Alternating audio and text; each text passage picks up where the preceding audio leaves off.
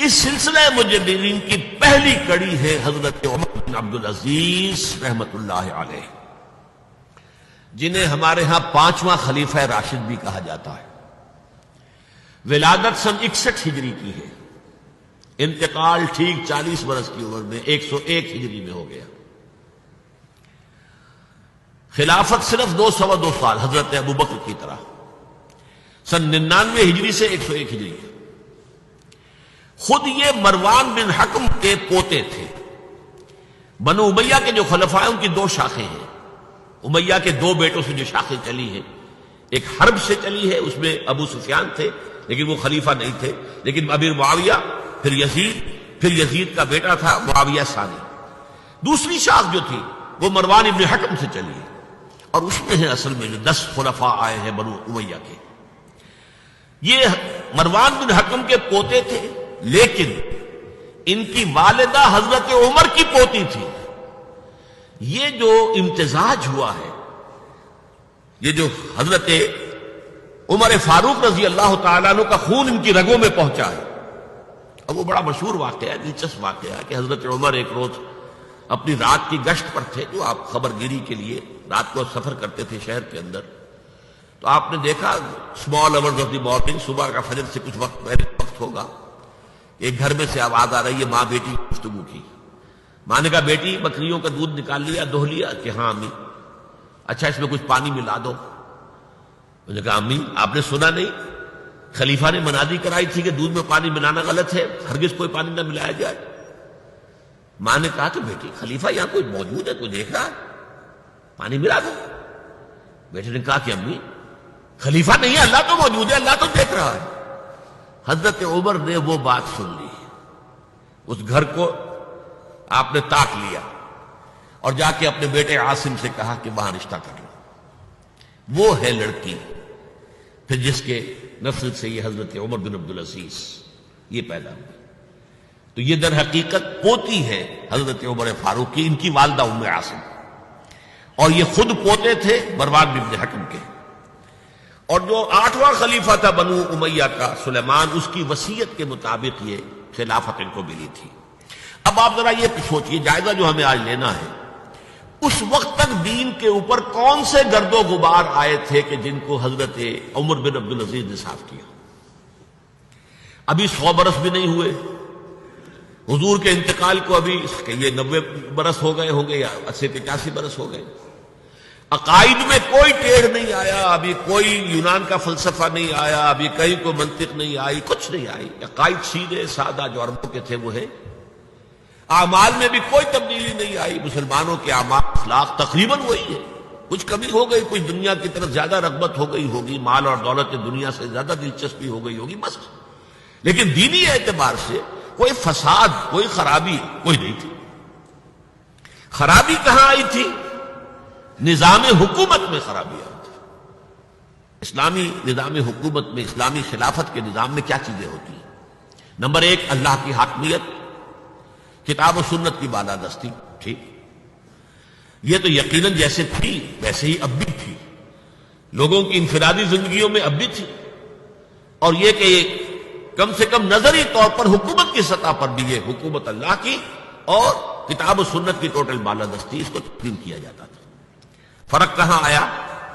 خلافت راستہ شورائی حکومت تھی، کہ اب جو حکومت بنو امیہ کی بن گئی، جسے حضور نے ملکن کہا ہے، ملوکیت، کو مانا انداز، ہمارا اختیار ہے، جو ہم چاہیں گے کریں گے۔ زمین و آسمان کا فرق واقع ہو گیا۔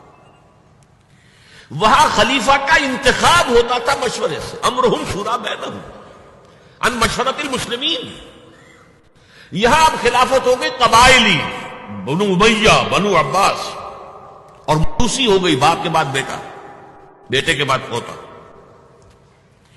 وہاں بیت المال مسلمانوں کی ملکیت، مسلمانوں کی امانت تھا خلیفہ کے پاس، اور خلیفہ کا حق اس میں صرف اتنا تھا جیسے کہ حضرت ابوبکر نے فرمایا، حضرت عمر نے فرمایا، اور یہی بات عمر بن عبدالعزیز نے کہی کہ جتنا حق کے قرآن نے دیا ہے کسی مسلمان کو، اگر اس کی زیر کفالت کو یتیم ہو، یتیموں کا مال بھی ہے، اس کی دیکھ بھال وہ کر رہا ہے یتیم کا، اگر وہ غنی ہے تو اسے 1 پیسہ بھی لینا یتیم کے مال میں سے حرام ہے۔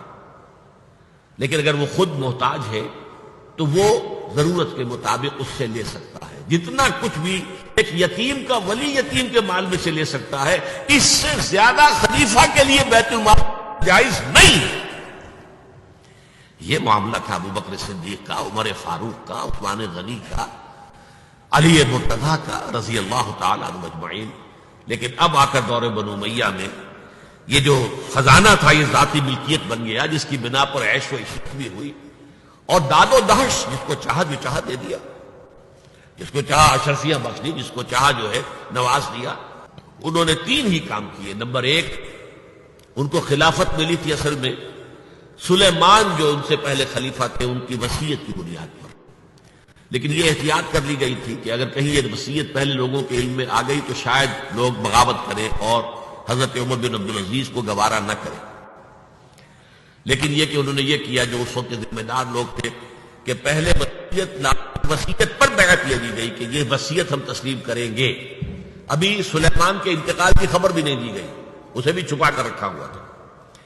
اس کے بعد وصیت کھولی گئی اور حضرت عمر بن عبدالعزیز کیا کہ سلیمان کا انتقال ہو گیا، تب لوگوں نے بیعت کر لی، کیونکہ بیعت تو کر چکے تھے، وصیت کی بیعت کر چکے تھے. اس وصیت سے عمر بن عبدالعزیز برآمد ہو گئے تو وہ بیعت خود بخود ہو گئی. لیکن انہوں نے جا کے اعلان کیا مجمع عام میں، لوگوں مجھ پر یہ خلافت کی ذمہ داری ڈال دی گئی ہے بغیر مجھ سے پوچھے، بغیر میرے مشورے کے، بغیر میری خواہش کے. لیکن میں آپ کی گردنوں میں سے اپنی خلافت کے دادے کو اتار کر پھینک دیتا ہوں. آپ جسے چاہیں اپنی آزاد مرضی سے مشورے سے خلیفہ بنا دیں. یہ پہلی اصلاح تھی. موروثیت ختم، نامزدگی ختم. اب اگر چاہتے ہیں آپ، اگر لوگوں کی رائے ہے ان کا مشورہ تو ٹھیک ہے. سب نے کہا بیک زبان ہم آپ پر راضی ہیں، ہم آپ ہی کو خلیفہ بنانا چاہتے ہیں. پہلی اصلاح یہ ہوگی. دوسرا کام یہ کیا، جتنی جاگیروں کے ڈاکومنٹس تھے، دستاویزات، وہ سب طلب کیے. خود اپنے گھر سے اپنی بیوی کے سارے زیورات، عبد الملک بن مروان بیٹی تک زیورات بیت المال میں. اپنی جاگیر سب سے پہلے اپنی جاگیر کو ختم کیا.